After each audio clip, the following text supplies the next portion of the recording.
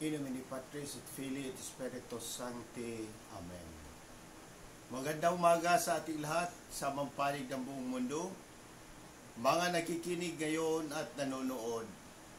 Atin naman pakinggan ang mabuting balita ng Panginoon ayon kay San Mateo.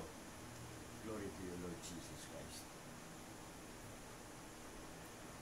Nang mga sandaling iyon, lumapit kay Jesus ang mga alagad at nagtanong, "Sino po ang pinakadakila sa kaharian ng langit?"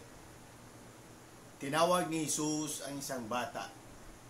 Pinatayo sa harapan nila at sinabi, "Tandaan ninyo ito, kapag hindi kayo nagbago at tumulad sa mga bata, hindi kayo mabibilang sa mga pinaghaharian ng Diyos.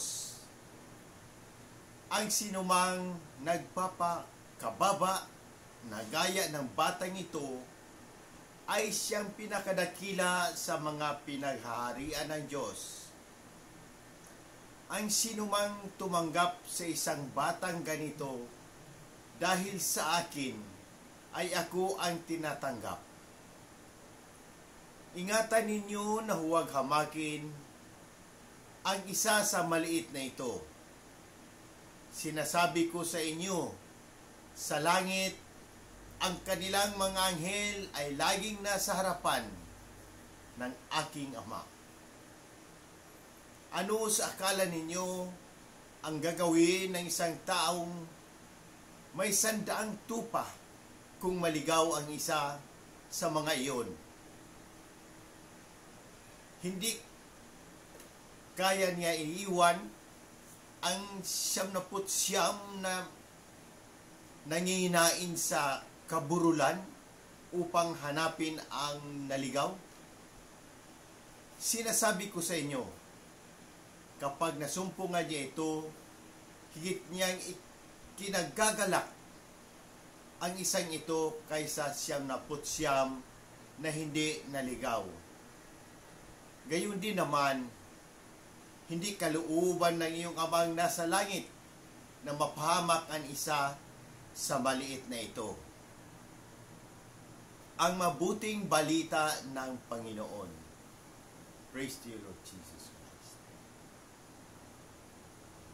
Pagnilayan natin bilang mga Romano Katoliko, ang Ebanghelyo ngayon ay nagbibigay ng mahalagang aral tungkol sa pagiging mapagpakumbaba at ang kahalagahan ng bawat individual sa mata ng Diyos.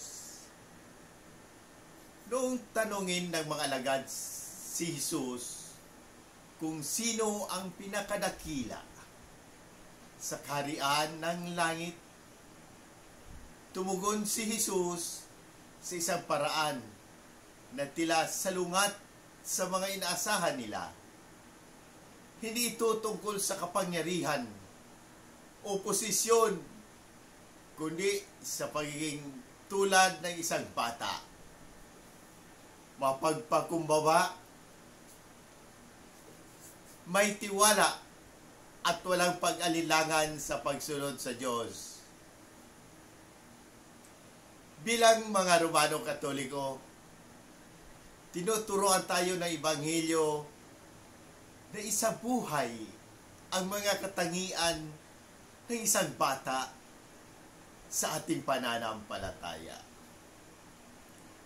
Ang pagiging mapagpakumbaba ay nangangahulugang pagtanggap na ang lahat ng meron tayo ay biyaya mula sa Diyos.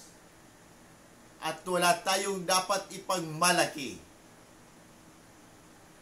Ang pagtitiwala sa Diyos, katulad ng pagtitiwala ng isang bata sa kanyang mga magulang, ay nagpapaalala sa atin na palaging nariyan ang Diyos na gumagabay at nagmamahal sa atin. Ang parabola na nawawalang tupa ay isang makapangyarihang imahe ng walang hanggang habag ng Diyos. Ipinapaalala sa atin na ang bawat isa, kahit kaano man kaliit o kahina, ay mahalaga sa Diyos. Siya ang pastol na handang iwan ang 99 para hanapin ang isa na naligaw.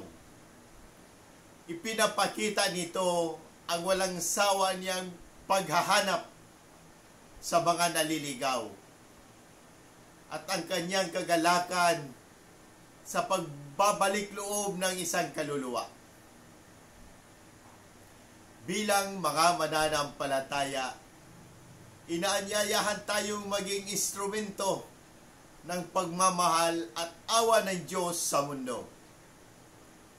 Huwag nating hamakin ang sinuman, lalo na ang mga itinuturing na mahina o maliit sa mata ng lipunan. Sa halip, yakapin natin sila bilang kapwa anak ng Diyos, naglalakbay sa landas ng kabanalan at paghahanap ng liwanag ng Panginoon. Naway magsilbing paalaala ang mga aral na ito upang patuloy tayong mamuhay ng may kababaang loob, pagtitiwala at pagmamahal sa kapwa. Amen. Sa muli, hinihikayat ko ang lahat, Katoliko man o hindi, na magtanong at pagnilayan ang mensahe ng Ebanghilyong ito. Kung may mga katanungan kayo tungkol sa pananampalataya, ang ating simbahan o sa anumang aspeto ng ating buhay, bukas ang aking puso na sagutin ang mga ito. Sama-sama natin pagnilayan at pahalagahan ang habag at pag-ibig ng Diyos na ipinapahayag ni Jesus sa Ebanghilyong ito. Sa pamamagitan ng ating mga gawain at salita, naway maging daluyan tayo ng habag at pagmamahal ng Diyos sa lahat ng tao. Amen. In nomine Patris et Filii Spiritus Sancti. Amen. God bless.